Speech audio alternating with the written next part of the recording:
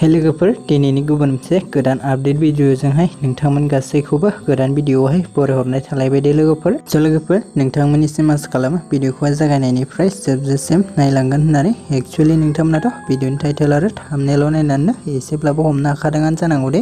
लोगोफोर दिनै आं मा भिडिअनि सायावहाय आपडेटखौ लानानै फैदों। एक्चुअली लोगोफोर नोंथांमोनाथ' सानबोलावरि आबुं बर' सावथुनखौहाय गोबां मानसिफोरानो नुखाबायानो जानांगौ दे लोगोफोर। लोगोफोर जा आर'नाइ बर' फिल्म प्रडाक्शन इउटुब चेनेलाहाय बे सानबोलावरि आबुं बर' सावथुनखौ एपिसड बा पार्ट बाय पार्ट रिलिज खालामनानै इउटुबनि गेजेरजोंहाय होगासिनो लोगोफोर।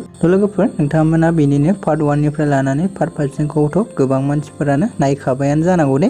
लोगोफोर दा आर'नाइ बर' फिल्म प्रडाक्शन इउटुब चेनेलाहाय सानबोलावरि आबुं बर' सावथुननि पार्ट 6 भिडिअखौबो रिलिज खालामनानै होबाय दे।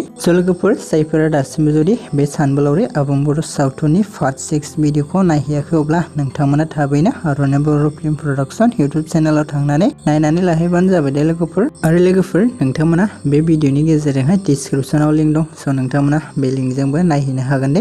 लोगोफोर बिदिब्ला दिनैनि शर्ट आपडेट भिडिअआ बेखिनियानोमोन दे लोगोफोर। आसा खालामो नोंथांमोना भिडिअखौ नायनानै मोजां मोनदों। भिडिअखौ जुदि नायनानै मोजां मोनदोंब्ला अन्नानै खनसे लाइक खालामनानै होदो दे।